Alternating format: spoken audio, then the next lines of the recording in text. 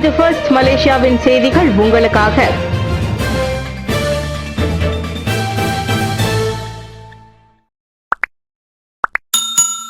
மலேசிய செம்பனை எண்ணெயை இந்தியா அதிகமாக கொள்முதல் செய்யும். மலேசியாவிடம் இருந்து செம்பனை எண்ணெயை இந்தியா கூடுதலாக வாங்கும் என எதிர்பார்க்கப்படுகிறது. செம்பனை எண்ணெய் ஏற்றுமதியில் முன்னணி நாடாக திகழும் இந்தோனேசியா ஏற்றுமதி வரியை அதிகரித்ததால் மலேசியாவிடம் இருந்து கூடுதலாக செம்பனை எண்ணெயை இந்தியா இறக்குமதி செய்யவிருப்பதாக தகவல்கள் வெளியாகியுள்ளன. இந்தோனேசியாவின் செம்பனை எண்ணெயின் மொத்தம் ஏற்றுமதியில் 70 முதல் 70 விழுக்காடு இந்தியா இறக்குமதி செய்துள்ளதாக ஜகார்த்தாவில் நடைபெற்ற இந்தோனேசிய செம்பனை எண்ணெய் மாநாட்டில் இந்திய அதிகாரி BV மேத்தா தெரிவித்தார். மலேசிய கிண்ண ஊர்வலம் ரத்து. KL சிட்டி அணியின் வெற்றியை கொண்டாடும் வகையில் இன்று திட்டமிடப்பட்டிருந்த மலேசிய கிண்ணத்தை ஊர்வலமாக எடுத்து செல்லும் நிகழ்ச்சி ரத்து செய்யப்பட்டது. மக்களின் பாதுகாப்பையும் சுகாதாரத்தையும் கருத்தில் கொண்டு தேசிய பாதுகாப்பு மன்றத்தின் உத்தரவை அடுத்து அந்த முடிவு எடுக்கப்பட்டிருப்பதாக கூட்டரசு பிரதேச அமைச்சர் டத்தோஸ்ரீ டாக்டர் ஷாரிக் இஸ்லிம் காசிம் தெரிவித்தார். முன்னதாக சில ஊடகங்கள் KL சிட்டியின் வெற்றியை கொண்டாட மலேசிய கிண்ண ஊர்வலத்திற்கு ஏற்பாடு செய்யப்பட்டிருப்பதாக செய்தி வெளியிட்டிருந்தன. இந்நிலையில் இக்காலகட்டத்தில் அத்தகைய ஊர்வலத்திற்கு அவசியமா என சில தரப்புகள் சாடியும் இருந்தன. கேமரன் மலை நிலச்சரிவில் 2 மட்டுமே புதையுண்டனர்.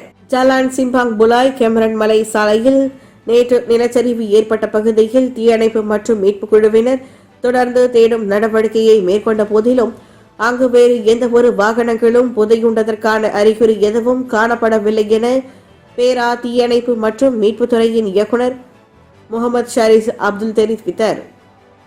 நிலச்சரிவு ஏற்பட்ட பகுதியில் வேறு எவரும் சிக்கிக் கொண்டுள்ளார்களா என்பதை கண்டறிவதற்காக புத்ரஜயாவில் உள்ள மூப்பநாய் பிரிவில் இருந்து கொண்டுவரப்பட்ட மூப்பநாய்களின் துணையோடு தேடும் நடவடிக்கை மேற்கொள்ளப்பட்டது. அதோடு நிலச்சரிவு ஏற்பட்ட பகுதியில் இடிபாடுகள் மற்றும் மண் குவியல்கள் அகற்றும் நடவடிக்கையும் மேற்கொள்ளப்பட்டு வருவதாக அவர் தெரிவித்தார். பாதிக்கப்பட்ட பகுதியில் மீண்டும் நிலச்சரிவு ஏற்படும் சாத்தியம் இருக்கிறது. மழை பெய்தால் நிலச்சரிவு அபாயம் அதிகம் இருப்பதால் அப்பகுதியில் மண் இறுக்கம் மற்றும் மண் நகர்வு ஏற்படுகிறதா என்பதை கண்டறியும்படி பேரா கனிம மற்றும் புவி அறிவியல் துறை கேட்டுக் கொள்ளப்பட்டுள்ளதாகவும் அவர் தெரிவித்தார். ஒமிக்ரான் தொற்று பரவல் மேலும் 26 நாடுகளுக்கு பயண தடை. ஒமிக்ரான் தொற்று பரவலை தடுக்கும் நடவடிக்கையாக மேலும் 26 நாடுகளுக்கு சுகாதார அமைச்சு தடை விதித்துள்ளது.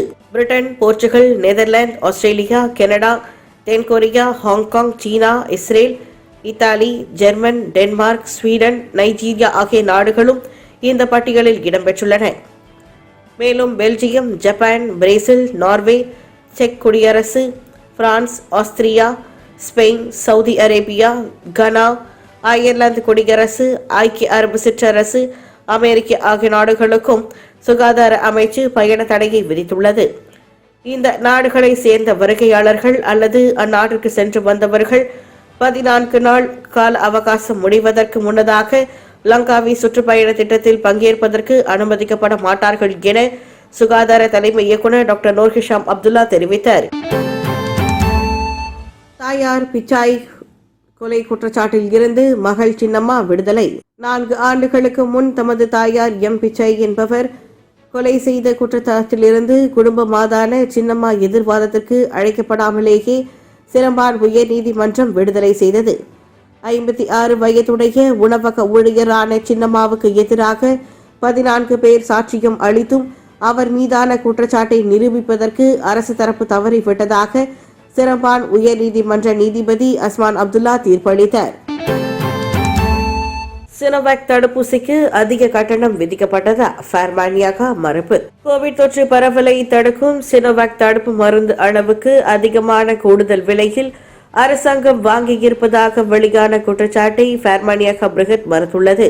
தொடக்கத்தில் 24 லட்சம் சொட்டு சினோவாக் மருந்துகளை வாங்குவதற்கு இணக்கம் காணப்பட்ட விலையை விட 16.78 விழுக்காடு முதல் 18.12 விழுக்காடு வரையிலான கூடுதல் விலையில் சினோவாக் பயோடெக் லிமிடெட் தடுப்பூசி தயாரிக்கும் நிறுவனத்திற்கு அரசாங்கம் பணம் வழங்கியிருப்பதாக தேசிய கணக்கறிக்கை குழு நேற்று முன்தினம் அறிக்கை வெளியிட்டிருந்தது. திட்டமிட்டதை விட 4 மாதத்திற்கு முன்னதாகவே இணக்கம் காணப்பட்ட உடன்பாட்டிற்கு ஏற்ப 12 லட்சம் டோஸ் மருந்து அனுப்பி வைக்கப்பட்டதாக பார்மானியாகா பிரிகெட் வெளியிட்டுள்ள அறிக்கையில் தெரிவித்தது.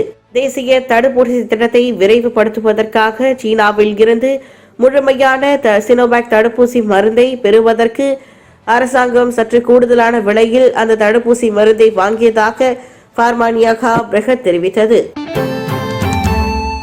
குவாலாபிலா மெட்ரிகுலேஷன் கல்லூரியில் 32 பேருக்கு கோவிட் தொற்று. நெகிரி செம்பிலான் குவாலாபிலா மெட்ரிகுலேஷன் கல்லூரியில் 32 விரிவுரையாளர்களுக்கும் மாணவர்களுக்கும் கோவிட் தொற்று கண்டிருப்பதாக அம்மாவட்ட பாதுகாப்பு பேரிடர் நிர்வாக குழு தலைவர் முகமது ஃபைசல் அப்துல் வானாப் உறுதிப்படுத்தினார். நேற்று அக்கல்லூரியில் மேற்கொள்ளப்பட்ட கோவிட் பரிசோதனையின் போது அந்த 32 பேருக்கும் தொற்று உறுதிப்படுத்தப்பட்டது. அவர்கள் அனைவரும் தனிமைப்படுத்தும் முகாமிற்கு அனுப்பி வைக்கப்பட்டிருப்பதாக அவர் தெரிவித்தார். இதனிடையே தற்சமயத்திற்கு கல்லூரி வளாகத்தில் இருந்து யாரும் வெளியேறவோ உள்நுழையவோ அனுமதி மறுக்கப்பட்டுள்ளது. பள்ளிகளில் கோவிட் சோதனைக்கு NUTP எதிர்ப்பு. டிசம்பர் 1ஆம் தேதி ஒவ்வொரு புதன்கிழமையும் தொடக்கப்பள்ளி மாணவர்களுக்கு கோவிட் பரிசோதனை செய்யப்படுவதை அமல்படுத்துவதற்கு NUTP எனப்படும் தேசிய ஆசிரியர் பணியாளர் தொழிற்சங்கம் எதிர்ப்பு தெரிவித்துள்ளது. மாறாக பள்ளி மாணவர்களுக்கு அவர்களது பெற்றோர்கள் வீட்டிலேயே கோவிட் பரிசோதனையை செய்யலாம் என NUTP-யின் தலைமை செயலாளர் வாங் ஹென் ஸ்வான் ஆலோசனை தெரிவித்தார். தங்களது பிள்ளைகளின் பரிசோதனைகளின் முடிவை வகுப்பு ஆசிரியர்களுக்கு புகைப்படம் எடுத்து பெற்றோர்கள் அனுப்பி வைக்கலாம் என வாங் ஹென் ஸ்வான் வெளியிட்டுள்ள அறிக்கையில் கேட்டுக்கொண்டார். நாட்டில் கோவிட் தொற்று 5559 பதிவு. நாட்டில் இன்று 5551 கோவிட் தொற்றுகள் பதிவாகியதாக சுகாதார தலைமை இயக்குநர் டாக்டர் நூர் ஹிஷாம் அப்துல்லா தெரிவித்தார். நேற்று பதிவான 5806 கோவிட் தொற்று சம்பவங்களை காட்டிலும் இன்று எண்ணிக்கை குறைந்திருக்கின்றது. கோவிட் தொற்று தொடர்பான மேலதிக விவரங்கள் மக்கள் கோவிட் நவ் அகப்பக்கத்தில் இருந்து பெற்றுக்கொள்ளலாம். சரவா தேர்தல் 49 தொகுதிகளில் PKR போட்டி. 12வது சரவா மாநில தேர்தலில் 82 சட்டமன்ற தொகுதிகளில் 49 இடங்களில் சரவா PKR போட்டியிடும். அனுபவம் வாய்ந்த பழையவர்களுடன் பல புது முகங்களும் தேர்தலில் போட்டியிடுவதற்கு வாய்ப்பு வழங்கப்படுவதாக என மாநில PKR தலைவர் அபாங் ஜுல்கிஃப்லி அபாங் எங்கி தெரிவித்தார். எங்களது வேட்பாளர்கள் கல்வி உட்பட பல்வேறு தகுதிகளை கொண்டுள்ளனர் என அவர் கூறினார். மலேசியாவில் முதல் ஒமிக்ரான் சம்பவம் பதிவு. நாட்டில் KLIA குலாலம்பூர் அனைத்துலக விமான நிலைய நுழைவு வாயிலில் முதல் ஒமிக்ரான் கோவிட் தொற்று சம்பவம் அடையாளம் காணப்பட்டுள்ளது. ஆப்பிரிக்காவில் இருந்து வந்திறங்கிய வெளிநாட்டவருக்கு நேற்று அந்த தொற்று உறுதிப்படுத்தப்பட்டதாக சுகாதார அமைச்சர் கைரி ஜமாலுடன் தெரிவித்தார். ஒமிக்ரான் தொற்றுக்கு ஆளானவர் ஈப்போவில் தனியார் பல்கலைக்கழகத்தில் பயிலும் மாணவி ஆவார். அந்த நபர் கடந்த நவம்பர் 19ஆம் தேதி தென்னாப்பிரிக்காவில் இருந்து சிங்கப்பூர் வாயிலாக KLIA-வில் வந்திறங்கினார். அவர் தற்போது பல்கலைக்கழக தரப்பு ஏற்பாடு செய்திருக்கும் இடத்தில் கட்டாயம் தனிமைப்படுத்தப்பட்டிருக்கிறார் என கைரி விவரங்களை வெளியிட்டார். நஜீப்பிற்கு அவதூறு ஏற்படுத்தவில்லை, டாமி தாமஸ் விளக்கம்.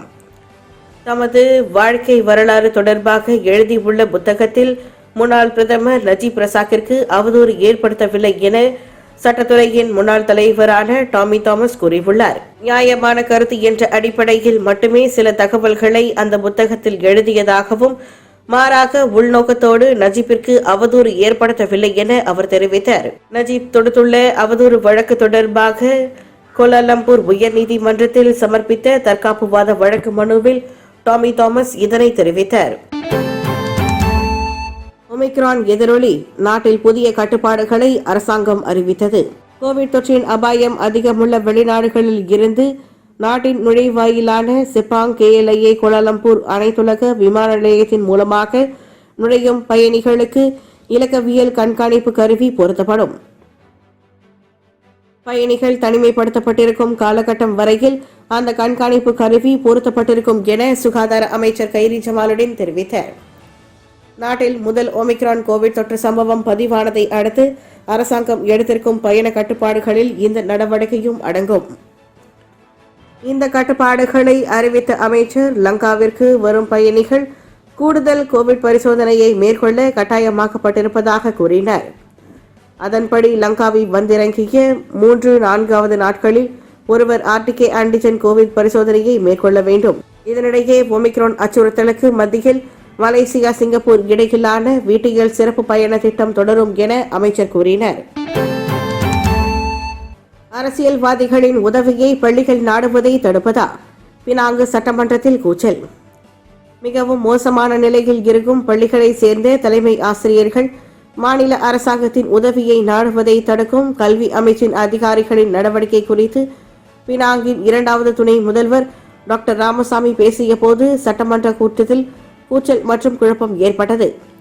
மோசமான நிலையில் உள்ள பள்ளிகளுக்கு உதவ மாநில அரசாங்கம் முன்வந்தாலும் பள்ளிகளுக்குள் நுழைவதற்கு பள்ளி நிர்வாகத்தினர் அனுமதி வழங்க மறுப்பதாக அவர் தெரிவித்தார். 2017ஆம் ஆண்டில் பட்டர்வர்த் மார்க்மண்டின் தமிழ் பள்ளியின் தலைமை ஆசிரியர் அப்போதைய பினாங்கு முதலமைச்சர் லிம்குவாங் எங்கை சந்தித்ததற்காக 24 மணி நேரத்திற்குள் மற்றொரு பள்ளிக்கு மாற்றப்பட்டதையும் டாக்டர் ராமசாமி சுட்டிக்காட்டினார். புத்தரஜயாவில் பக்கத்தான் அரசாங்கம் நிர்வாகத்தில் இருந்தபோது மாநில அரசாங்கம் இப்படிப்பட்ட பிரச்சனையை எதிர்நோக்கவில்லை என ராமசாமி தெரிவித்தார். அப்போது எதிர்க்கட்சி தலைவரான முகமது யூசுப் இடைமறித்து பக்கத்தான் ஹரப்பான் ஆட்சியின் போது தாமும் இதே போன்ற பிரச்சனையை எதிர்நோக்கியதாக கூறிய போது அவையில் கூச்சலும் ஏற்பட்டது.